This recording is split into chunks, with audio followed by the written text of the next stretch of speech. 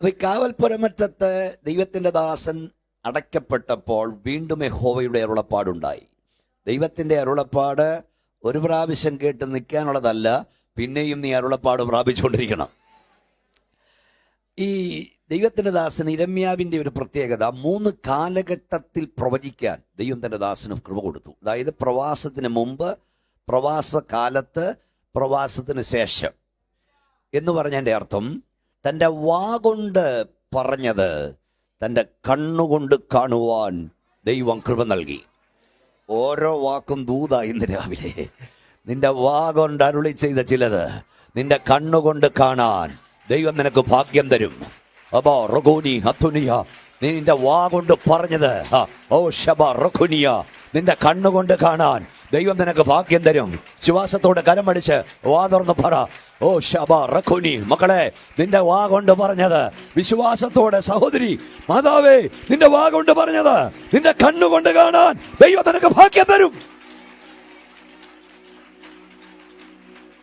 അബോ ഷമ റഖുനിയ.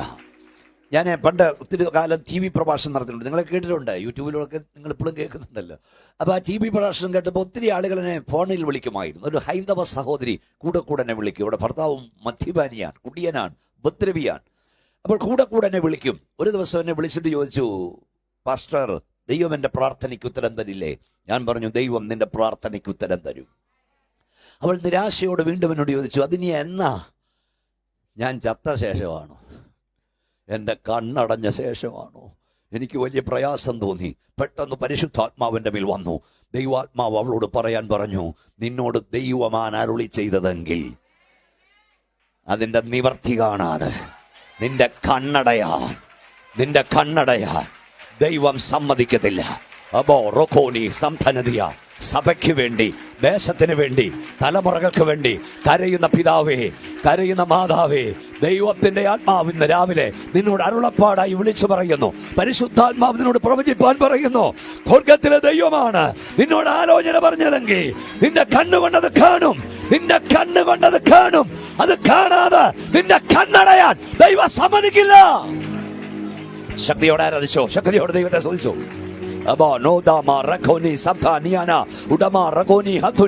പരിശുദ്ധാത്മാവ് ചിലരോട് പറയുന്നു, നീ കരയുന്ന വിഷയത്തിന്മേൽ, നീ ഭാരപ്പെടുന്ന വിഷയത്തിന്മേൽ അതിന്റെ മറുപടികൾ ശീഘ്രമായി സംഭവിക്കും. അത് കാണാതെ നിന്റെ കണ്ണടയാൻ ദൈവം സമ്മതിക്കില്ല.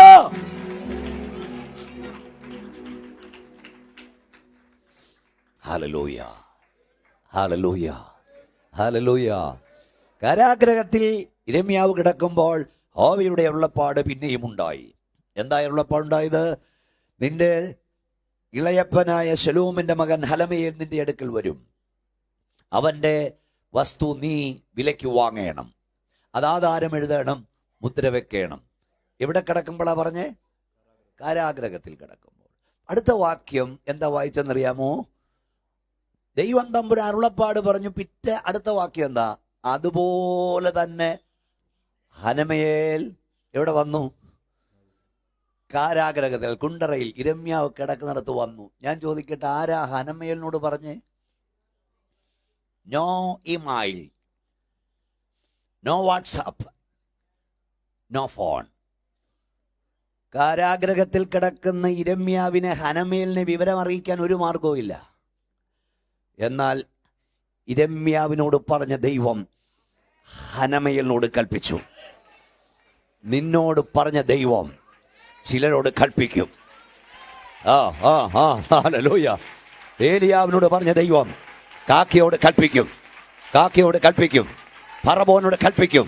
ഈ രാവിലെ പരിശുദ്ധാത്മാ പറയുന്നു, നിനക്ക് വേണ്ടി അവൻ അധികാരികളോട് കൽപ്പിക്കും, ഉന്നതന്മാരോട് കൽപ്പിക്കും. കരമടിച്ച ദൈവാത്മാവിൽ ദൈവത്തെ സ്തുതിക്ക്. പരിശുദ്ധാത്മാവിൽ സഭയോട് ഞാൻ ദൂത് പറയുന്നു, നമ്മുടെ സഭയ്ക്ക് വേണ്ടി ദൈവം ഉന്നതാധികാരികളോട് കൽപ്പിക്കും. ഓ, ശക്തിയോട് ആരാധിച്ചോ. നിനക്ക് വേണ്ടി, നിന്റെ തലമുറയ്ക്ക് വേണ്ടി അവൻ ഉന്നതന്മാരോട് വാദിക്കും. Oh Jesus.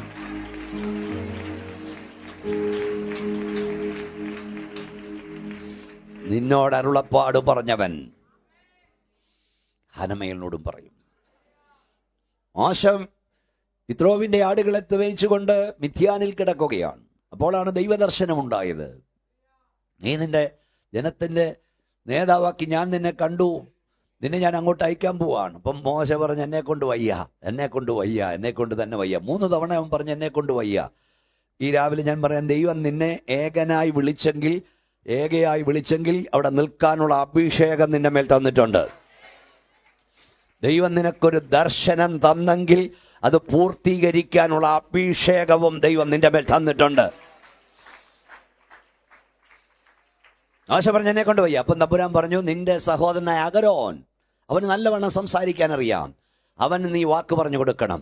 ഞാൻ അവൻ്റെ വായോടും നിന്റെ നാവോടും കൂടെ ഇരിക്കും. നിനക്ക് പകരം നിന്റെ വായായി മാറും, നിന്റെ നാവായി മാറും. ഹല്ലേലൂയ. നിനക്ക് വേണ്ടി അവൻ സംസാരിക്കും. ഇതുകൊണ്ട് തീർന്നില്ല. അടുത്ത കാര്യം എന്നറിയാമോ? അവൻ നിന്നെ എതിരേൽപ്പാൻ വരും. മനസ്സിലായോ? മിദ്യാനിൽ കിടക്കുന്ന, മരുഭൂമി കിടക്കുന്ന മോശയോട് ദൈവത്തിന്റെ അരുളപ്പാടുണ്ടായപ്പോൾ ആരാണ് അഹരോൻ ഇൻഫർമേഷൻ കൊടുത്തത്? ഇന്ന് രാവിലെ ഒന്നുകൂടെ പറയാം, നിന്നോട് കൽപ്പിക്കുന്ന ദൈവം അഹരോനോടും കൽപ്പിക്കും. നിന്നോട് കൽപ്പിക്കുന്ന ദൈവം കാക്കിയോട് കൽപ്പിക്കും.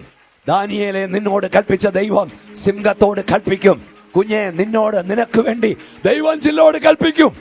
നിനക്ക് വേണ്ടി ദൈവം നിന്നോട് ഇടപെടും. ദൈവം നിനക്ക് വേണ്ടി ചിലരോട് വാദിക്കും. ഓ ഷമറിയാന, ദൈവം നിനക്ക് വേണ്ടി ഇറങ്ങി നിൽക്കും ചിലടത്ത്. ശക്തിയോടെ ദൈവത്തെ ആരാധിക്കൂ. ഹല്ലേലൂയ. അങ്ങനെ യിരെമ്യാവ്, നമുക്ക് നേരെ സമയം പോകുന്ന വെളുത്തി പറയാനുള്ള ദൂത്. യിരെമ്യാവ് വസ്തു എഴുതി, ആധാരം എഴുതി, മുദ്ര വെച്ചു, സാക്ഷികളെ വെച്ചു. ഇതെല്ലാം വെച്ച് കഴിഞ്ഞിട്ട് യിരെമ്യാവ് ദൈവത്തോട് ചോദ്യം ചോദിച്ചു. 25-ാം വാക്യം, യിരെമ്യാവ് 32-ന്റെ-25-ാം വാക്യം വായിച്ചോ. കാണുന്നുവല്ലോ, യഹോവേ കർത്താവേ, നഗരം കൽദയരുടെ കയ്യിൽ ഏൽപ്പിക്കപ്പെട്ടിരിക്കെ നിലം വിലയ്ക്ക് മേടിച്ച് അതിന് സാക്ഷികളെ വയ്ക്കുവാൻ നീ എന്നോട് കൽപ്പിച്ചുവല്ലോ. അപ്പോൾ യഹോവയുടെ അരുളപ്പാട്. നിർത്തത്. അപ്പൊ യിരെമ്യാവ് ദൈവത്തോട് ചോദിച്ചു, കർത്താവേ, നല്ല ചെയ്ത എന്നോട് ചെയ്തേ. ഈ പട്ടണം എവിടെ പാൻ പോവാ? കൽദയരുടെ കയ്യിൽ. ബാബിലോണിയൻകാർ ഇത് കൊണ്ടുപോകാൻ പോവാ. എന്നിട്ട് നീ എന്നോട് പറഞ്ഞ് ഈ വസ്തു വിലയ്ക്ക് വാങ്ങണം, ആധാരം എഴുതണം, മുദ്ര ഇടണം. എന്നോട് ഈ പണി എന്തിനാ കാണിച്ചേ? ഉടനെ ദൈവം തമ്പുരാൻ പറഞ്ഞ മറുപടിയാ. എന്താ വായിച്ച മക്കളെ? ആരാ വായിക്കുന്നത്? അപ്പോൾ യഹോവയുടെ അരുളപ്പാട് യഹോവയാകുന്നു, ഞാൻ സകല ജഡത്തിനും ദൈവമായ യഹോവയാകുന്നു, എനിക്ക് കഴിയാത്ത ഒരു കൈ ഉയർത്തി ഹല്ലേലൂയ എന്ന് പറഞ്ഞ ശക്തിയോട് യിരെമ്യാ വെച്ച്, തമ്പുരാനെ, ഇത് അവർ പിടിച്ചോണ്ട് പോകാൻ പോവാ, എന്നിട്ട് എൻ്റെ കാശ് കൊടുത്ത് ഇതെന്തിനാ എന്നെ കൊണ്ട് വിലയ്ക്ക് വാങ്ങിപ്പിച്ചേ? ഉടനെ ദൈവം തമ്പുരാൻ പറഞ്ഞു, ഞാൻ സകല ജഡത്തിനെയും ദൈവമായ യഹോവ, എനിക്ക് കഴിയാത്ത വല്ല കാര്യമുണ്ടോ? അതിൻ്റെ അർത്ഥം, ഇപ്പോഴത്തെ പോലെയല്ല കാര്യങ്ങളെ മാറ്റിമറിക്കാൻ എനിക്കധികം നേരം വേണ്ട. കാര്യങ്ങളെ മാറ്റിമറിക്കാൻ എനിക്ക് സമയം വേണ്ട. ഇന്ന് രാവിലെ യേശുവിന്റെ അധികാരമുള്ള നാമത്തിൽ പറയുന്നു, വസ്തുതകളെ സംഭവിപ്പിക്കുവാൻ, കാര്യങ്ങളെ മാറ്റിമറിക്കുവാൻ നമ്മുടെ ദൈവത്തിന് അധികം സമയം വേണ്ട.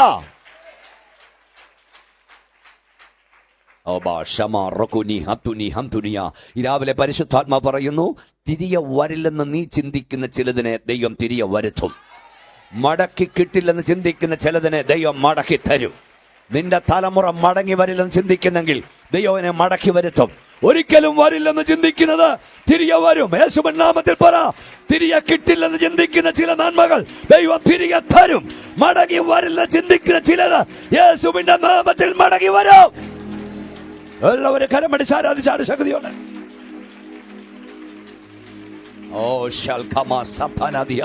ഒരിക്കലും ഈ ഹോളിൽ മുട്ടുകുത്തില്ലെന്ന് നീ ചിന്തിക്കുന്ന ചിലരെ ദൈവം ഇതിനകത്ത് മുട്ടുകുത്തിക്കും.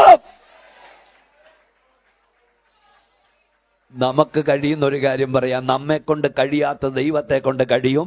നീ ഇവിടുന്ന് സ്തോത്രം പറഞ്ഞാൽ, നീ ഹല്ലേലൂയ പറഞ്ഞാൽ, നീ പ്രാർത്ഥിച്ചാൽ, നീ കൈയടിച്ചാൽ, നിനക്ക് കടന്നു ചെല്ലാൻ കഴിയാത്തിടങ്ങളിൽ ദൈവത്തിന്റെ കരം കടന്നു എന്ന് ചിലത് ചെയ്തിട്ട് മടങ്ങി വരും. പരിശുദ്ധാത്മാ പറയുന്നു, ഫോർട്ട് കൊച്ചിയിൽ ചില ഉന്നതന്മാരുടെ ഭവനങ്ങളിൽ ദൈവത്തിന്റെ കരം കടന്നു എന്ന് ചില ചെയ്തിട്ട് മടങ്ങി വരും. ഇവിടെ ദൈവത്തെ ആരാധിക്കുന്ന ദൈവസഭയോട് പരിശുദ്ധാത്മാവിൽ ഞാൻ ദൂത് പറയുന്നു, നിങ്ങൾ ആരാധിക്കുമ്പോൾ, നിങ്ങൾ സ്തോത്രം പറയുമ്പോൾ, വൻമേടകളിൽ ഉന്നതന്മാരുടെ സ്ഥലത്ത് നമുക്ക് ചെന്നെത്താൻ കഴിയാത്തിടങ്ങളിൽ ദൈവത്തിന്റെ കരം കടന്നു എന്ന് ചില ചെയ്തിട്ട് മടങ്ങി വരുമെന്ന് ഈ രാവിലെ പരിശുദ്ധാത്മാവാലോചന പറയുന്നു.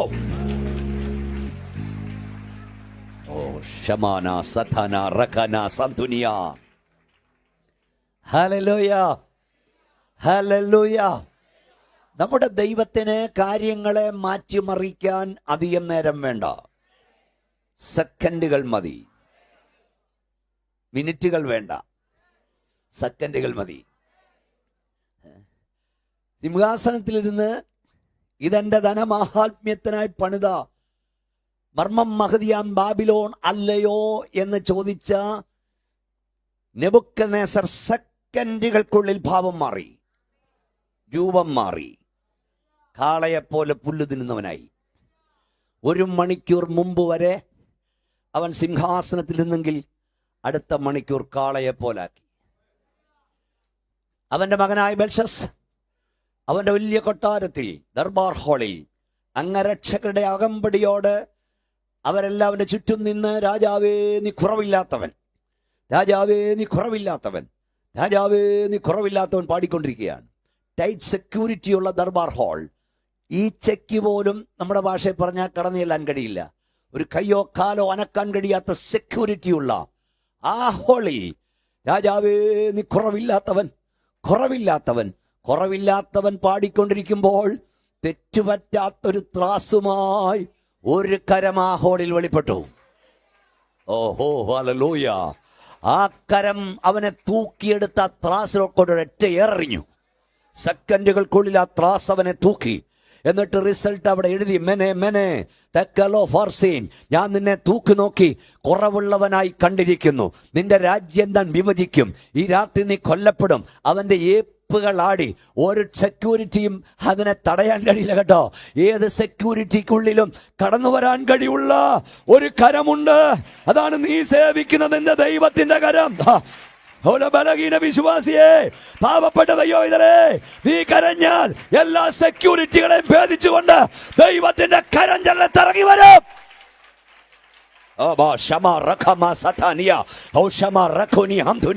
എല്ലാവരും അന്യഭാഷ ദൈവത്തെ സ്തുതിച്ചോട്ടുന്ന രാത്രി ഈ പകൽ യേശുവിന്റെ നാമത്തിൽ പറ, ഞാൻ കരഞ്ഞാൽ എന്റെ ദൈവത്തിന്റെ കരം വെളിപ്പെടും.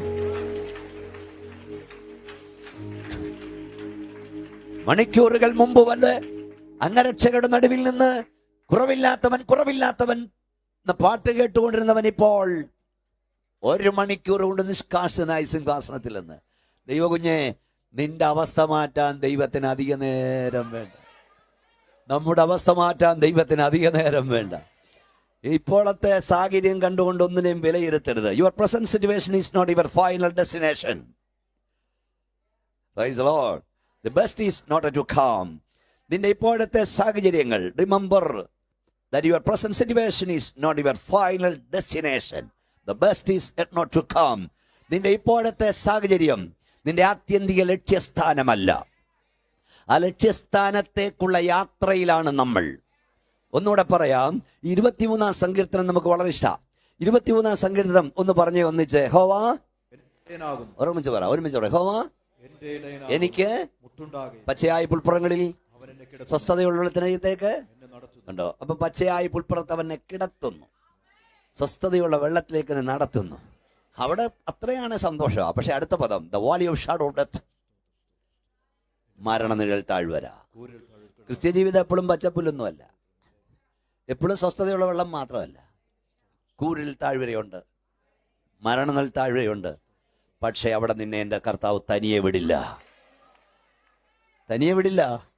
പക്ഷെ അവനക്ക് വളരെ ഇഷ്ടമുണ്ട്. എന്താണെന്നറിയാം, പച്ചയായ പുൽപ്പുറങ്ങൾ അവനെ കിടത്തുന്നു, സ്വസ്ഥതയുള്ള വെള്ളത്തിനരികത്തേക്ക് തന്നെ നടത്തുന്നു. കൂരിൽ താഴ്വരയിലൂടെ. എല്ലാവരും ഒന്ന് പറ, ഡെലിവറി സർച്ചിലെ ദൈവമക്കൾ ഒന്നിച്ച് പറ, കൂരിൽ താഴ്വരയുടെ നടന്നാലും. ഉറക്കെ പറ മക്കളെ, നടന്നാലും. മക്കളെല്ലാം ഒന്ന് പറഞ്ഞേ, നടന്നാലും. ശബ്ദത്തിൽ പറ, നടന്നാലും. നടന്നാലും ശബ്ദത്തിൽ പറ, നടന്നാലും. അതിൻ്റെ അർത്ഥം എന്താ? പച്ചയായ പുൽപ്പുറത്ത് അവൻ നമ്മെ കിടത്തിയിരിക്കുകയാണ്. The valley of shadow of death, മരണനിഴൽ താഴ്വരയിൽ അവൻ നമ്മെ കിടത്തിയിരിക്കുകയല്ല, അവൻ നമ്മെ നടത്തുകയാണ്. അതിൻ്റെ അർത്ഥം നാം അതിന് പുറത്തു വരും. കഷ്ടത വരുമ്പോൾ, പ്രയാസം വരുമ്പോൾ, പരിഹാസം വരുമ്പോൾ, ആക്ഷേപം വരുമ്പോൾ, നിന്ന വരുമ്പോൾ, ഞെരുക്കം വരുമ്പോൾ, യേശുവിന്റെ നാമത്തിൽ ദൈവഞ്ഞേ നീ പറയണം, ദുഷ്ടപിശാചേ, എന്റെ ദൈവം എന്നെ കഷ്ടതയിലിട്ടിരിക്കുകയല്ല, അപമാനത്തിലിട്ടിരിക്കുകയല്ല, ആക്ഷേപത്തിലിട്ടിരിക്കുകയല്ല, പട്ടിണിയിലിട്ടിരിക്കുകയല്ല. ഞാനിവിടെ കൂടെ നടക്കുകയാണ്. അതിന്റെ അർത്ഥം ഞാൻ പുറത്തു വരും. കരമടിച്ചോണ്ട് പറ, ഞാൻ പുറത്തു വരും. എന്റെ ദൈവം എന്നെ പുറത്തു കൊണ്ടുവരും. ശക്തിയോടെ ദൈവത്തെ ആരാധിച്ചോണ്ട് പറ, ഞാൻ ഇന്ന് പുറത്തു വരുമെന്ന് പറ. എന്റെ ദൈവം എന്നെ പുറത്തു കൊണ്ടുവരുമെന്ന് പറ. എന്റെ കർത്താവ് എന്നെ ഇവിടെ ഇട്ടിരിക്കുകയല്ലെന്ന് പറ. ഇതിന് പുറത്തേക്ക് എന്നെ ദൈവം കൊണ്ടുവരും. കഷ്ടം വരുമ്പോൾ പറ, പ്രയാസം വരുമ്പോൾ പറ, പ്രതിസന്ധി വരുമ്പോൾ പറ, നിന്ന വരുമ്പോൾ പറ, ഞാൻ ഇവിടെ ഇട്ടിരിക്കുകയല്ല, എന്നെ ഇവിടെ കടത്തിയിരിക്കുകയല്ല, ഞാൻ ഇതിന് പുറത്തു വരും.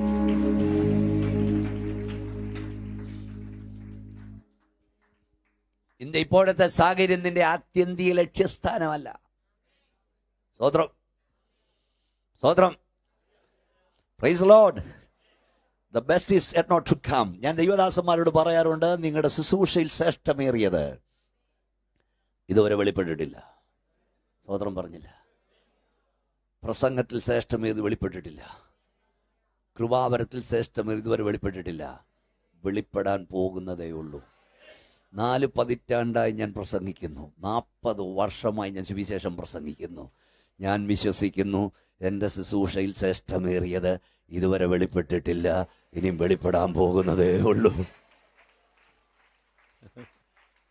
ഹല്ലേലൂയ. ഒരു നാടകശാലയിൽ ഒരു നാടകം കണ്ടുകൊണ്ടിരിക്കുമ്പോൾ ഒരുത്തൻ്റെ അങ്ങ് കരയുക. നായകൻ്റെ, എല്ലാവരും കരയുക. നായകൻ്റെ ആ കഷ്ടപ്പാടും സങ്കടവും എല്ലാം കണ്ടിട്ട് എല്ലാവരും ഇരുന്ന് കരയുക. അയ്യോ, ഈ മനുഷ്യന് ഇത്രയും വേദന. ഒരുത്തൻ മാത്രം കരയുന്നില്ല. അപ്പം മറ്റവൻ ചോദിച്ചോടൂ, ഈയൊക്കെ മനസാക്ഷിയില്ലയോടൂ? ഇവൻ അനുഭവിക്കുന്ന കണ്ടിട്ട് എല്ലാവരും കരയിട്ട് നീ എന്താ കരയാത്തെ? അയാൾ പറഞ്ഞു, ഇതവൻ്റെ അവസാനമല്ല, ഇവനിവിടെ തീരില്ല. എന്താ? അത് എങ്ങനെ അറിയാം? ഈ നാടകം എഴുതിയ ഞാനാ. എനിക്കറിയാം ഇയാൾ എവിടെ എത്തുമെന്ന്. രാവിലെ ഈ ഹോളിൽ വന്ന ദൈവവേദനേ, നിന്റെ കഷ്ടത കണ്ടിട്ടും, നിന്റെ പ്രയാസം കണ്ടിട്ടും, നിന്റെ ഞെരുക്കം കണ്ടിട്ടും ദൈവം തമ്പുരാൻ മിണ്ടുന്നില്ലെങ്കിൽ അതിൻ്റെ അർത്ഥം നീ ഇവിടെ തീരില്ലെന്നാ. നിന്റെ അവസാനം ഇതല്ലെന്നാ. നീ ഇതിന് പുറത്തു വരും. Your present situation is not your final destination. ഇതല്ല നിന്റെ ആത്യന്തിക ലക്ഷ്യസ്ഥാനം. നീ അവിടെ കൂടെ യാത്രയിലെത്തണേ. ഭാരപ്പെടരുത്. കൈ ഉയർത്തി ശക്തിയോടെ ദൈവത്തിന് സ്തോത്രം പറഞ്ഞ എല്ലാവരും, ഞാൻ സകലത്തിനും ദൈവമായ യഹോവ, എന്നാൽ കഴിയാത്ത നല്ല കാര്യമുണ്ട്. ഉൽപ്പത്തി മുതൽ വെളിപ്പാട് വരെ അസാധ്യങ്ങളെ സാധ്യമാക്കുന്ന ദൈവത്തെയാണ് വെളിപ്പെടുത്തുന്നത്. ഈ പ്രഭാഷണം ദൂരെയൊക്കെ ഇരുന്ന് കേൾക്കുന്നതോടെ ദൈവാത്മാവ് ഇടപെടുകയാണ്. ഒന്ന്, ഇസ്രായേലിന്റെ മടങ്ങിവരവ്. അതാണല്ലോ തുടക്കം. പ്രവാസത്തിലേക്ക് പോയി ഇസ്രായേൽ ജനത്തിന്റെ മടങ്ങിവരവ്. അസാധ്യമെന്ന് ലോകം ചിന്തിച്ചു, പക്ഷേ ദൈവം അത് സാധ്യമാക്കി. ഇപ്പോഴും സാധ്യമാക്കിക്കൊണ്ടിരിക്കുകയാണ്. 126 സങ്കീർത്തനത്തിന്റെ 1-ാം വാക്യം, യഹോവ സിയോന്റെ പ്രവാസികളെ മടക്കി വരുത്തിയപ്പോൾ ഞങ്ങൾ ഒന്നുകൂടെ അത് വായിച്ചേ. യഹോവ സിയോന്റെ പ്രവാസികളെ മടക്കി വരുത്തിയപ്പോൾ ഞങ്ങൾ സ്വപ്നം കാണുന്നവരെ പോലെയായിരുന്നു. രാവിലെ ഹോളിൽ വന്ന ദൈവമക്കളോട് ഞാൻ പരിശുദ്ധാത്മാവിൽ പറയാം, കരയുന്ന ദൈവവിതലേ, പ്രാർത്ഥിക്കും ദൈവവിതലേ, ദൈവം നിനക്ക് വേണ്ടി ചില ചെയ്യും. ദൈവം നിനക്ക് വേണ്ടി ചില ചെയ്യുമ്പോൾ ഇത് സ്വപ്നമാണോ യാഥാർത്ഥ്യമാണോ എന്ന് തിരിച്ചറിയാൻ കഴിയാത്തവണ്ണം അവൻ പ്രവർത്തിക്കും. എത്ര പേർക്ക് ശക്തിയോടെ സ്തോത്രം പറയാൻ കഴിയും? ദൈവം നിനക്ക് വേണ്ടി, കരയുന്ന നിനക്ക് വേണ്ടി, പ്രാർത്ഥിക്കുന്ന നിനക്ക് വേണ്ടി ദൈവം ചില ചെയ്യും. ദൈവം ചില ചെയ്യുമ്പോൾ ഇത് സ്വപ്നമാണോ യാഥാർത്ഥ്യമാണോ എന്ന് തിരിച്ചറിയാൻ കഴിയാത്തവണ്ണം പ്രവർത്തിപ്പാൻ നിന്റെ കർത്താവ് ശക്തനത്രേ.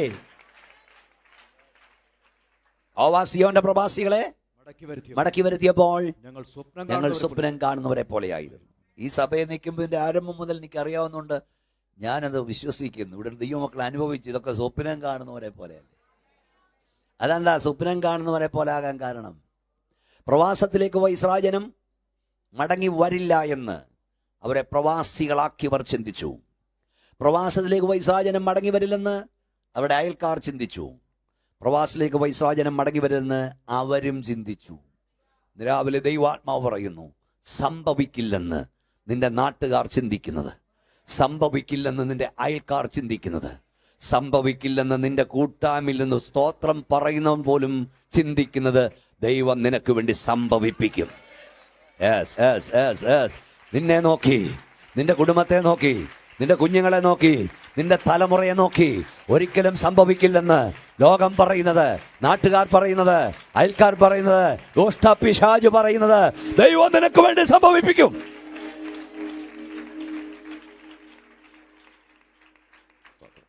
വാസിയോന്റെ പ്രവാസികളെ മടക്കി വരുത്തിയപ്പോൾ ഞങ്ങൾ സ്വപ്നം കാണുന്നവരെ പോലെയായിരുന്നു. കരയുന്ന നിനക്ക് വേണ്ടി ദൈവം ചിലത് ചെയ്യും. പ്രാർത്ഥിക്കുന്ന നിനക്ക് വേണ്ടി ദൈവം ചിലത് ചെയ്യും. നീ തന്നെ സ്വപ്നം കാണുന്നവനെ പോലെയായിരിക്കും. അടുത്ത പദാന്ന് ഞങ്ങളുടെ വായിൽ ചിരിയും, ഞങ്ങളുടെ വായിൽ ആർപ്പുമുണ്ടായിരുന്നു. ഹോവ അവരിൽ വൻ കാര്യങ്ങളെ ചെയ്തിരിക്കുന്നു എന്ന് ജാതിയുടെ മധ്യേ പറഞ്ഞു. ഹോവയെ തെക്കേ നാട്ടിലെ തോടുകളെ പോലെ സിയോന്റെ പ്രവാസികളെ മടക്കി വരുത്തണമേ. പിന്നെ എഴുതിയേക്കുന്നത് കണ്ണുനീരുടെ വിതയ്ക്കുന്നവൻ ആർപ്പോട് കൊയ്യും. വിത്ത് ചുമന്ന് കരഞ്ഞും കൊണ്ട് നടക്കുന്നു, കറ്റ ചുമന്ന് ആർത്തുകൊണ്ട്. കണ്ണുനീരിൽ വിതയ്ക്കുന്നവൻ, ഇന്നലത്തെ നിന്റെ കണ്ണുനീരാണ് ഇന്നത്തെ നിന്റെ ആർപ്പ്. ഇന്നലത്തെ നിന്റെ വിതയാണ് ഇന്നത്തെ നിന്റെ കൊയ്ത്ത്. അങ്ങനെങ്കിൽ ഇന്ന് നിനക്ക് കണ്ണുനീരുണ്ടോ? നാളെ ദൈവം ഒരാർപ്പ് തന്നിരിക്കും.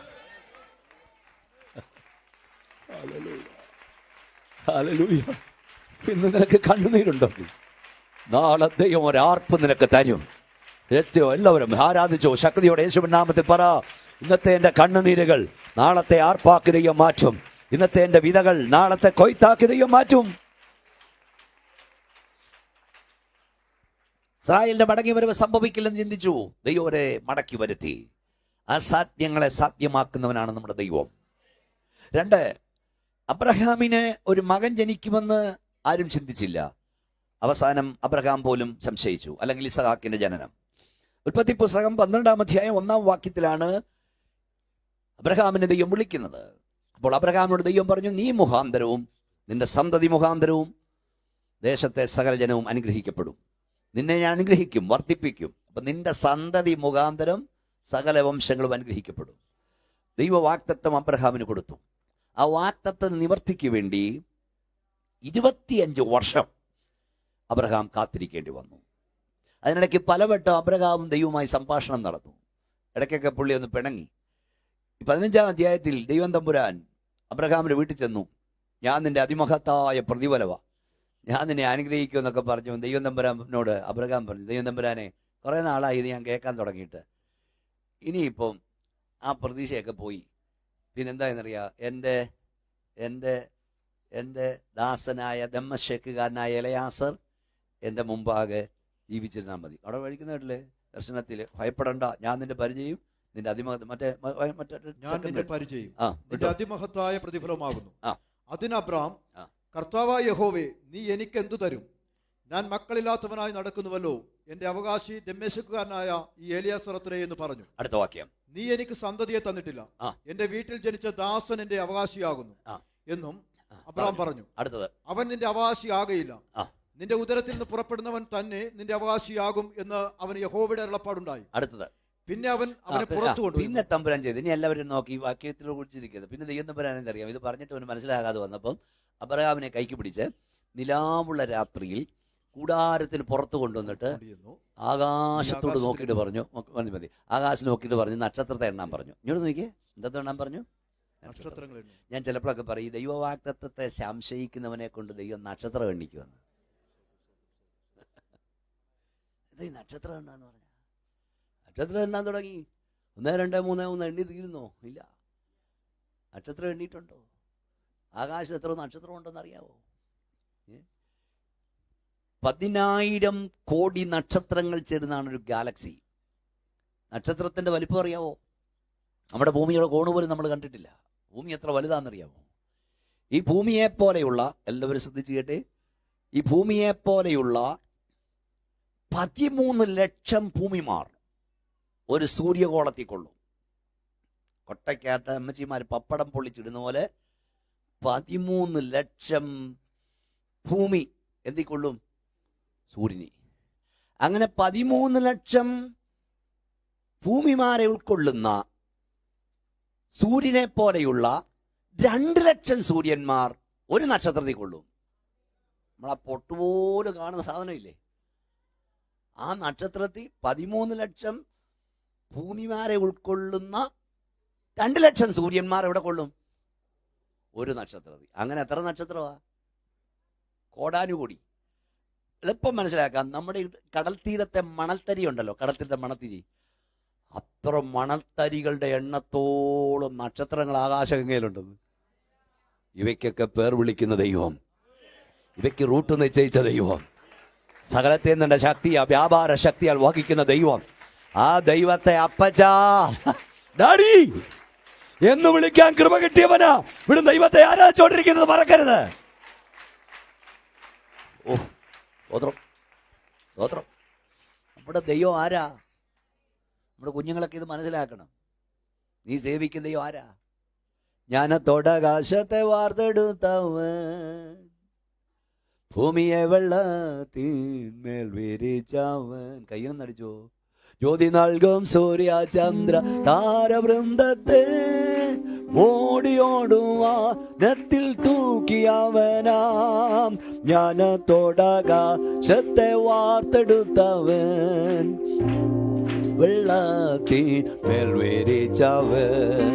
ജ്യോതി നൽകും സൂര്യ ചന്ദ്ര താരവൃന്ദ ഓടിയോടുവാ തൻ നല്ലവനല്ലോ, തൻ വല്ലഭനല്ലോ, സ്തുതി എന്നും അവന്.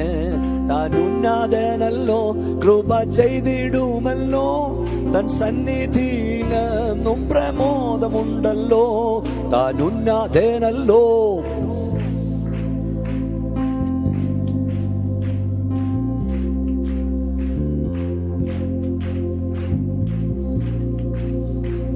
തൻ സന്നിധിയിലെന്നും പ്രമോദമുണ്ടല്ലോ. അപ്പൊ എന്താ നമ്മുടെ ദൈവം ആരാ?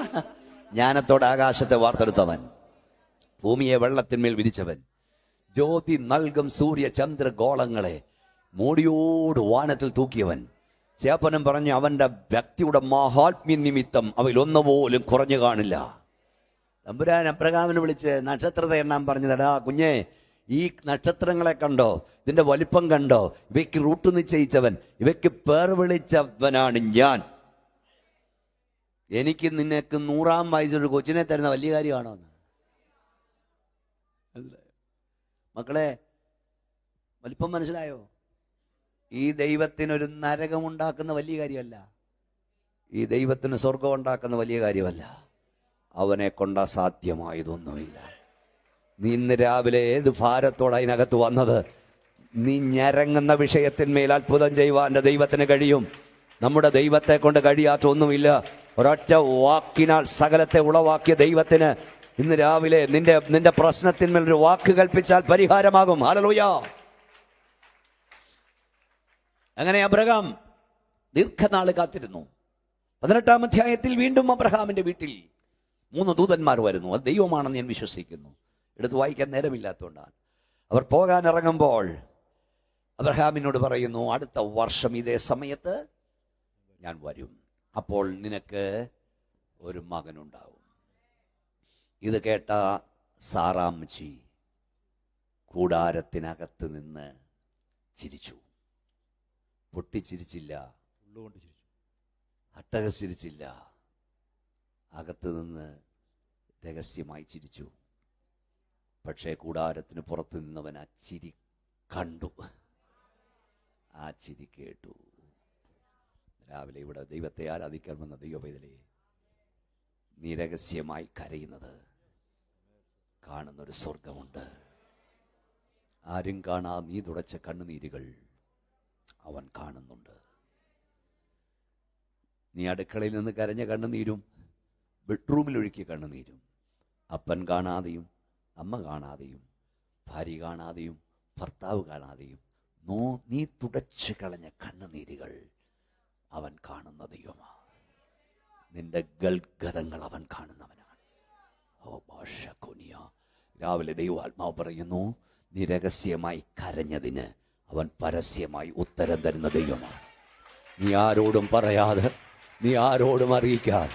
ഓ ക്ഷമ റകനിസിയാന, നീ രഹസ്യമായി കരഞ്ഞതിന് എല്ലാവരും കാണുക, എല്ലാവരും കാണുക. പരസ്യമായി ദൈവത്തിന് തരും. കരമടിച്ചാട്ട് അല്പസമയം ശക്തിയോടെ അന്യഭാഷ ദൈവത്തെ സ്തുതിച്ചുകൊണ്ട് പറ. ആരോടും പറയാതെ, ആരും അറിയാതെ നീ രഹസ്യമായി കരയുന്നതിന് എല്ലാവരും കാണുക. ഉത്തരം തരുന്നൊരു ദൈവ സ്വർഗത്തിലുണ്ട്.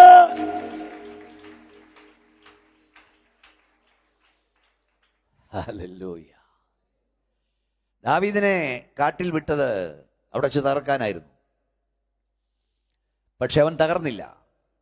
ഞാൻ എപ്പോഴും പറയും, അഭിഷേകമുള്ളവനെ കാട്ടിൽ വിട്ടാൽ അവൻ പാട്ടും പാടി തിരികെ വരും.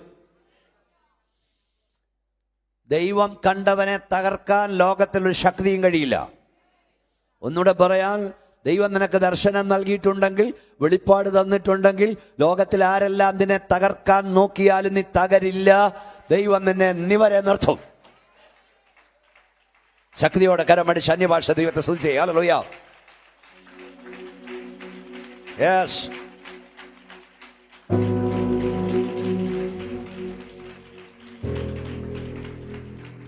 ദാവീദ് കാട്ടിൽ പോയി. അവിടെ ദാവീദിന് സംസാരിക്കാൻ ആരുമില്ല. കാട്ടുമൃഗങ്ങളോട് എന്തോ പറയാനാ, അല്ലെങ്കിൽ ആടിനോട് എന്തോ സംസാരിക്കാനാ. ഈ ദാവീദിന്റെ സങ്കീർത്തനമൊക്കെ നമ്മൾ വായിക്കുമ്പോൾ എഴുതിയിരിക്കുന്ന, വീട്ടിൻ മുകളിൽ തനിച്ചിരിക്കുന്ന കുരികളിനെ പോലെ ഞാനായിരുന്നെന്നാണ്. ആരോടും മിണ്ടാനില്ല. അങ്ങനെ ദീർഘനാളിരുന്നപ്പോൾ അവൻ തോന്നി ദൈവത്തോട് മിണ്ടാമെന്ന്. ദൈവത്തോട് സംസാരിക്കാൻ തുടങ്ങി. കുറച്ച് കഴിഞ്ഞപ്പം ദൈവം അവനോട് സംസാരിക്കാൻ തുടങ്ങി. പിന്നീട് ദൈവം അവനിലൂടെ ദേശത്തോട് സംസാരിക്കാൻ തുടങ്ങി. ചെറുപ്പക്കാരെല്ലാം ഞാൻ പറഞ്ഞ് ശ്രദ്ധിക്കുന്നുണ്ടോ? മോനെ, നിന്റെ ഏകാന്തതകൾ നീ ദൈവത്തിന് കൊടുത്താൽ ദൈവം നിന്നോട് സംസാരിക്കാൻ തുടങ്ങും. തുടർന്ന് ദൈവം നിന്നിലൂടെ ദേശത്തോട് സംസാരിക്കാൻ തുടങ്ങും. സ്തോത്രം. അത് മാത്രമല്ല, അവിടെ തീർന്നില്ല. ഇസ്രായേലിൽ ഒരു രാജാവിൻ്റെ വേക്കൻസി വന്നപ്പോഴേ ആരാണ് ദാവീദിനെ റെക്കമെൻഡ് ചെയ്തത്? സ്തോത്രം. ശൗലല്ലായിരുന്നു. ശൗമേലിന്റെ ലിസ്റ്റിൽ അവനില്ലായിരുന്നു. എന്നാൽ സ്വർഗത്തിലെ ദൈവം റെക്കമെൻഡ് ചെയ്തു. രാജാവാക്കാൻ കൊള്ളാകുന്ന ഒരുത്തൻ കാട്ടി കിടപ്പുണ്ടെന്ന്, കടത്തീരത്ത് കിടപ്പുണ്ടെന്ന് രാവിലെ യേശുവിന്റെ നാമത്തിൽ പറയാം. നിനക്ക് വേണ്ടി റെക്കമെൻഡ് ചെയ്യുവാൻ, മോനെ, നിനക്ക് വേണ്ടി റെക്കമെൻഡ് ചെയ്യുവാൻ ലോകത്തിൽ ആരുമില്ലെങ്കിലും സ്വർഗത്തിലെ ദൈവം നിനക്ക് വേണ്ടി റെക്കമെൻഡ് ചെയ്യും. പ്രിയ മാതാവേ, നിന്റെ തലമുറയ്ക്ക് വേണ്ടി റെക്കമെൻഡ് ചെയ്യാൻ ആരുമില്ലെങ്കിലും നീ കരഞ്ഞാൽ, നീ പ്രാർത്ഥിച്ചാൽ, കുഞ്ഞെ നീ പ്രാർത്ഥിച്ചാൽ സ്വർഗത്തിലെ ദൈവം നിനക്ക് വേണ്ടി റെക്കമെൻഡ് ചെയ്യും. രാജാവാക്കാൻ കൊള്ളാകുന്നവൻ, ഉദ്യോഗത്തിനാക്കാൻ കൊള്ളാകുന്നവൻ ഒരുവൻ കടൽപ്പുറത്ത് കിടപ്പുണ്ടെന്ന് തമ്പുരാൻ പറയും നിനക്ക് വേണ്ടി. ഒന്നുകൂടെ കരമടിച്ച് ദൈവത്തെ സ്തുതിച്ച ശക്തിയോട്. സ്തോത്രം, സ്തോത്രം. ഞാൻ എപ്പോഴും ചിന്തിക്കാറുണ്ട്, എന്താണെന്നറിയാമോ? ശൗൽ ഒരിക്കലും അവർ റെക്കമെൻഡ് ചെയ്യില്ല. ശമൂവേൽ പ്രവാചകനാണ് അഭിഷേകം ചെയ്യാൻ വന്നത്. ശമൂവേൽ പ്രവാചകന്റെ ലിസ്റ്റിൽ, ലോങ് ലിസ്റ്റിലും ദാവീദിന്റെ പേരിലായിരുന്നു, ഷോർട്ട് ലിസ്റ്റിലും പേരിലായിരുന്നു. Price the Lord. അവന്റെ ലിസ്റ്റിൽ പല പേരുണ്ടായിരുന്നു. പക്ഷെ ആ പേരെല്ലാം ദൈവം വെട്ടി, ദൈവം കണ്ടവനെ മുമ്പിൽ കൊണ്ടുവന്നു. എന്നോട് പരിശുദ്ധാത്മാവ് പറയുന്നു, ലോകത്തിൽ ആരെല്ലാം നിന്റെ പേര് എവിടുന്നെല്ലാം വെട്ടിയാലും തമ്പുരാൻ വെട്ടാത്തിടത്തോളം നീ നിൽക്കണ്ടിടത്ത് നിന്നിരിക്കും. ഓ, ശക്തിയോട് ആരാധിച്ച ദൈവസന്നിധി.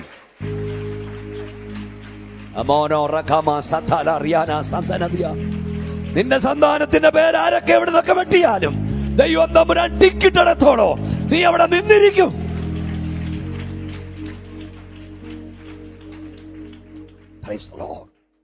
ഹല്ലേലൂയ. സാറയുടെ കണ്ണുനീർ, കൂടാരത്തിനകത്തെ കണ്ണുനീർ അവൻ കണ്ടു. രാവിലെ ഇവിടെ ഇരിക്കുന്ന ദൈവമക്കളെ, നിങ്ങളുടെ ആരുടെയും പേരും വീട്ടു വരുമെന്ന് എനിക്ക് അറിഞ്ഞുകൂടാ. പക്ഷെ പരിശുദ്ധാത്മാവ് നിങ്ങളോട് പറയുന്നു, നീ അടുക്കളയിൽ നിന്ന് തുടച്ച കണ്ണുനീർ, നീ ബെഡ്റൂമിൽ വെച്ച് കരഞ്ഞ കണ്ണുനീരുകൾ നിന്റെ ടിഷ്യൂ പേപ്പറിൽ തീർന്നിട്ടില്ല. അത് കാണുന്നൊരു സ്വർഗമുണ്ട്. അതിന് പ്രതിഫലം തരുന്നൊരു ദൈവമുണ്ട്. 21-ാം അധ്യായത്തിൽ വീണ്ടും ദൈവം തമ്പുരാൻ ചെല്ലുന്നു. 21:1 വായിച്ചു, പെട്ടെന്ന് വായിച്ചു. 21:1. അനന്തരം യഹോവ താൻ അരുളി ചെയ്തിരുന്നത് പോലെ സാറായെ സന്ദർശിച്ചു. താൻ വാഗ്ദത്തം ചെയ്തിരുന്നത് പോലെ നിവർത്തിച്ചു. ഇനി അതിന്റെ 5-ാം വാക്യം വായിക്കും. 5-ാം വാക്യം വായിച്ചു. 5-ാം വാക്യം. തന്റെ മകനായ ഇസ്ഹാക്ക് ജനിച്ചപ്പോൾ അബ്രഹാമിന് 100 വയസ്സായിരുന്നു. ദൈവം എനിക്ക് ചിരിയുണ്ടാക്കി, കേൾക്കുന്നവരെല്ലാം എന്നെ ചൊല്ലി ചിരിക്കുമെന്ന് സാറ പറഞ്ഞു. സാറ മക്കൾക്ക് മുല കൊടുക്കുമെന്ന് അബ്രഹാമിനോട് ആർ പറയുമായിരുന്നു. വായിക്കാനാണ്. സാറ മക്കൾക്ക് മുല കൊടുക്കുമെന്ന് അബ്രഹാമിനോട് ആര് പറയുമായിരുന്നു? ആര് പറയുമായിരുന്നു? അതിൻ്റെ അർത്ഥം എന്തുവാ? ഈ സാധാരണ കല്യാണം കഴിഞ്ഞ് 1, 2, 3, 4, 5, 6 വർഷം വരെ എല്ലാവരും പറയും കുഴപ്പമില്ല, ദൈവം പ്രവർത്തിക്കും. ദൈവം പറഞ്ഞാട്ടെന്നേ, ദൈവം പ്രവർത്തിക്കും. ചിലപ്പോൾ 8 വർഷം പറഞ്ഞു, ചിലപ്പം 10 വർഷം വരെ പറയും ദൈവം പ്രവർത്തിക്കും. ആർക്കും ഇത് വേണം, അതുകൊണ്ടാണ് ഇത് പറയുന്നത്. കുറച്ച് കഴിയുമ്പോൾ ഈ പറഞ്ഞവരെല്ലാം അങ്ങ് നിർത്തും, ദൈവം പ്രവർത്തിക്കും. Price the Lord. അത് അബ്രഹാമിനോട് ആര് പറയുമായിരുന്നു? ആദ്യമൊക്കെ അബ്രഹാമിനോടും പറഞ്ഞു ദൈവം പ്രവർത്തിക്കും. പക്ഷെ പറഞ്ഞവരെല്ലാം നിർത്തി. അവർ നിർത്തിയെങ്കിലും വാക്കു പറഞ്ഞവൻ നിർത്തിയില്ല. ആര് മറന്നാലും ദൈവം നിന്നെ മറക്കില്ല. അബ്രഹാമേ, നീ മറന്നാലും ദൈവ വാഗ്ദത്തം മറക്കില്ല. നിന്നോട് ദൈവം വാക്ക് പറഞ്ഞിട്ടുണ്ടെങ്കിൽ കാലങ്ങൾ കടന്നുപോയാലും നീ വിശ്വസിച്ചില്ലെങ്കിലും അത് ദൈവം നിവർത്തിച്ചിരിക്കും. അബ്രഹാമിനോട് ആര് പറയുമായിരുന്നു സാറ മക്കൾക്ക് മുല കൊടുക്കുമെന്ന്? അതെ, അവൻ അസാധ്യങ്ങളെ സാധ്യമാക്കുന്നവനാണ്. 100-ാം വയസ്സിൽ അബ്രഹാമിന് തലമുറയെ നൽകിയെങ്കിൽ കരഞ്ഞുകൊണ്ടിരിക്കുന്ന പ്രിയ സഹോദരി സഹോദര, നിന്റെ കണ്ണുനീരിന് മുമ്പിൽ ദൈവം പ്രവർത്തിക്കാതിരിക്കില്ല. ഈ പകൽ യേശുവിൻ്റെ നാമത്തിൽ പറയുന്നത് വാഗ്ദത്ത നിവർത്തിയുടെ പകലെന്ന് പറ. വാഗ്ദത്ത നിവർത്തിയുടെ വർഷമെന്ന് പറ. ആരൊക്കെയോ കരഞ്ഞവരോട് പരിശുദ്ധാത്മാവ് ഇടപെടുന്നു. നിന്റെ വാഗ്ദത്ത നിവർത്തിയുടെ വർഷമാണിതെന്ന് പരിശുദ്ധാത്മാവ് പറയുന്നു. നിന്റെ കണ്ണുനീരിന് മുമ്പിൽ ദൈവം മറിമാറിപ്പോകില്ല. അവൻ നിനക്ക് വേണ്ടി ഒരു അത്ഭുതം ചെയ്യാതിരിക്കില്ല. ശക്തിയോടെ കർത്താവിനെ സ്തുതിച്ചുകൊണ്ട് പറ ഹല്ലേലൂയ. ഞാൻ ഈ കഴിഞ്ഞ ദിവസം എൻ്റെ ചർച്ചയിൽ കർത്താവിൻ്റെ കല്ലറയുടെ വാതിക്കൽ ഓടിയെത്തി എല്ലാവരും ഓടിപ്പോയി. പക്ഷെ ഒരുത്തി അവിടെ നിന്നു കരഞ്ഞുകൊണ്ട്. ശിഷ്യന്മാരെല്ലാം പോയി, പക്ഷെ അവൾ കരഞ്ഞുകൊണ്ട് നിന്നു. അപ്പോൾ ഒരുവൻ പ്രത്യക്ഷപ്പെട്ടു. അവൾ ചിന്തിച്ചു തോട്ടക്കാരനായിരിക്കുമെന്ന്. തോട്ടക്കാരന് പറഞ്ഞു, എൻ്റെ യേശുവിനെ നിങ്ങൾ എവിടെ വെച്ചു പറ, ഞാനവനെ എടുത്തുകൊണ്ട് പോകാം. അപ്പോൾ യേശു ഒരു വിളി വിളിച്ചു, മറിയേ. അവൾ തിരിച്ച് റബൂനി. അവൾ അടുത്തോട്ട് വരുമ്പോൾ ആ പറയാൻ അങ്ങോട്ട് നോക്കിയിരുന്നേ. അടുത്തോട്ട് വരുമ്പോൾ യേശു പറഞ്ഞു, നീ എന്നെ തൊടരുത്. ഞാനിതുവരെ പിതാവിൻ്റെ അടുക്കൽ പോയിട്ടില്ല. ഇത് വായിക്കുമ്പോൾ ഞാൻ കരയും. എന്താ കാര്യമെന്നറിയാമോ? അതിമഹത്തായ ദൗത്യവുമായി പിതാവിൻ്റെ അരികിലേക്ക് പോയിക്കൊണ്ടിരുന്ന നമ്മുടെ വാഴ്ത്തപ്പെട്ട കർത്താവ് കല്ലറ മുമ്പിൽ തന്നെ ഇന്ന് കരയുന്ന തള്ളയുടെ കണ്ണുനീര് കണ്ടപ്പോൾ തൻ്റെ സകല പ്രോഗ്രാമും മാറ്റിവെച്ച്, തൻ്റെ റൂട്ട് മാറ്റിവെച്ച്, കണ്ണുനീരിന് മുമ്പിൽ അവൻ പ്രോഗ്രാം മാറ്റിവെച്ച് മറിയുടെ അരികിൽ വന്നെങ്കിൽ ഈ പകൽ കരയുന്ന മാതാവേ, കരയുന്ന പിതാവേ, കരയുന്ന ദൈവവേദനേ, നിന്റെ കണ്ണുനീരിന് മുമ്പിൽ സകല പ്രോഗ്രാം മാറ്റിവെച്ച് നിനക്ക് വേണ്ടി അവൻ പ്രവർത്തിക്കാൻ ഇറങ്ങി വരുന്ന ദൈവമാ. എത്രപേർക്ക് ശക്തിയോടെ ദൈവത്തെ ആരാധിപ്പാൻ കഴിയും? ഹല്ലേലൂയ. നമ്മുടെ ദൈവം അസാധ്യങ്ങളെ സാധ്യമാക്കുന്നവനാണ്. ഞാൻ സകലിടത്തിൻ്റെയും ദൈവമായ യഹോവ, എന്നാൽ കഴിയാത്ത വല്ല കാര്യമുണ്ടോ? ഇസ്രായേലിന്റെ മടങ്ങി വരവ് സംഭവിക്കില്ലെന്ന് ലോകം ചിന്തിച്ചു, ദൈവമോ സംഭവിപ്പിച്ചു. അബ്രഹാമിന് ഒരു മകൻ ജനിക്കുമെന്ന് ലോകം ചിന്തിച്ചില്ല. അവസാനം അബ്രഹാം പോലും അവിശ്വസിച്ചു. പക്ഷെ ദൈവം ഇസഹാക്കിനെ നൽകി. 3, യാക്കോബ് തൻ്റെ മക്കളായ യോസഫിനെ കാണുമെന്ന് ചിന്തിച്ചില്ല. നിങ്ങൾക്കറിയാം, എല്ലാ റെഫറൻസും പറയേണ്ട ആവശ്യമില്ല. യാക്കോബ് ഒരിക്കൽ പറഞ്ഞു, യോസഫിന്റെ കൂടെ ഇല്ല, ബെന്യാമീനെയും നിങ്ങൾ കൊണ്ടുപോകുന്നു. നിങ്ങൾ എന്നെ മക്കളില്ലാത്തവനാക്കി മാറ്റുന്നു. സഹോദരന്റെ ക്ഷേമം അന്വേഷിപ്പാൻ, സഹോദരന്മാരുടെ ക്ഷേമം അന്വേഷിപ്പാൻ യോസഫിനെ, തന്റെ മകനായ യോസഫിനെ യാക്കോബ് നിർബന്ധിച്ച് പറഞ്ഞയച്ചതാണ്. സഹോദരന്മാർ അവനെ പിടിച്ചു, അവനെ പൊട്ടക്കണ്ണിലിട്ടു. അവന്റെ അങ്കി ഊരി ഒരു കോലാട്ടുകൊറ്റനെ കൊന്ന് രക്തത്തിൽ മുക്കി പിതാവിൻ്റെ അരികിൽ കൊടുത്തു വിട്ടു. എന്നെ നോക്കിയിരിക്കൂ, ജീവിച്ചിരിക്കുന്ന മകൻ മരിച്ചുപോയി എന്ന് ചിന്തിച്ച് ഗോത്രപിതാവായ യാക്കോബ് എത്ര വർഷം കരഞ്ഞെന്ന് നിങ്ങൾക്കറിയാമോ? 22 വർഷം കരഞ്ഞു. ഈ അങ്കി എടുത്തു വെച്ചവൻ കരഞ്ഞുകൊണ്ടേയിരുന്നു. 17-ാമത്തെ വയസ്സിലാണ് യോസഫ് മിസ്രൈമിലേക്ക് പോകുന്നത്. 30-ാമത്തെ വയസ്സിലാണ് അവൻ ഫറവോന്റെ മുമ്പിൽ ചെന്ന് നിൽക്കുന്നത്. അപ്പോൾ 13 വർഷം, 7 വർഷം സമൃദ്ധിയുടെ കാലം. അപ്പോൾ അവർ ചെന്നില്ല. 2 വർഷം കഴിഞ്ഞാ വന്നേ. അപ്പൊ 13, 7, 20, 2, 22, 22 വർഷം യാക്കോബ് കരഞ്ഞുകൊണ്ടേയിരുന്നു. ഈ 22 വർഷത്തിൽ ഒരു ദിവസമെങ്കിലും ദൈവം തമ്പുരാൻ ചെന്ന് മോനെ കരയണ്ട, അല്ലേ, നിന്റെ മോൻ ജീവനോടുണ്ടെന്ന് ദൈവം എന്ന് പറഞ്ഞോ? ഉറക്കെ പറഞ്ഞോ? ഒരു വട്ടം ഒന്ന് പറഞ്ഞായിരുന്നു ഈ മനുഷ്യന് കരയണോ? ദൈവം പറഞ്ഞില്ല. അതിന് കാരണം എന്താണെന്നറിയാമോ? യോസേപ്പ് എവിടെങ്കിലും ഉണ്ടെന്ന് യാക്കോബിന് അറിവ് കിട്ടിയാൽ സകല സന്നാഹത്തോടും പോയി പിടിച്ചുകൊണ്ട് വരും. യോസേപ്പിനെ ദൈവം വീട്ടിൽ നിന്ന് ഇറക്കിക്കൊണ്ടുവന്നത് തിരികെ അതുപോലെ കൊണ്ട് കയറ്റാനല്ല, സിംഹാസനത്തിക്കാനാ. ഹല്ലേലൂയ. ചിലപ്പോൾ ചിലത് ദൈവം വെളിപ്പെടുത്താതിരിക്കും. അതിനുമ്പിൽ ദൈവത്തിന് പ്ലാനുണ്ട്. പ്രവാചകന്റെ കുറ്റമല്ല, പ്രസംഗികന്റെ കുറ്റമല്ല. ചിലപ്പോൾ ചില കാലഘട്ടത്തിൽ നീ കരയേണ്ടി വരും. പക്ഷെ അതിന് പിൻപിൽ ദൈവത്തിന് പദ്ധതിയുണ്ട്. ദൈവത്തിന് വലിയ പദ്ധതിയുണ്ട്, മറക്കരുത്. ഹല്ലേലൂയ. കരഞ്ഞുകൊണ്ടേയിരുന്നു. അപ്പോൾ യാക്കോബ് പറഞ്ഞതാണ്, യോസേപ്പിന്റെ കൂടെ ഇല്ല, ബെന്യാമീനെ നിങ്ങൾ കൊണ്ടുപോകുന്നു, നിങ്ങൾ എന്നെ മക്കളില്ലാത്തവനാക്കുന്നു. ഇത് പറഞ്ഞ യാക്കോബ് തൻ്റെ മകനായ യോസേപ്പിന്റെ കുഞ്ഞുങ്ങളെ അനുഗ്രഹിക്കുന്ന ഒരു രംഗം ഉൽപ്പത്തി പുസ്തകം 48 അധ്യായം 8 വാക്യത്തിലുണ്ട്. അത് വായിക്കുമ്പോഴൊക്കെ ഞാൻ കരയും. നിങ്ങളുടെ അകത്ത് പരിശുദ്ധാത്മാവുണ്ടേ, നിങ്ങളും കരയും. എന്നെ നോക്കൂ, ഞാൻ തന്നെ പറയാം. അവിടെ എന്താ എഴുതിയിരിക്കുന്ന അറിയാമോ? യോസേപ്പ് തന്റെ മക്കളെ അനുഗ്രഹിക്കുമ്പോൾ ഇവരാരും ചോദിച്ചു. എന്നിട്ട് പറഞ്ഞെന്നറിയാമോ? യോസേപ്പ് പറഞ്ഞു, യാക്കോബ് പറഞ്ഞു, മകനെ യോസേപ്പേ,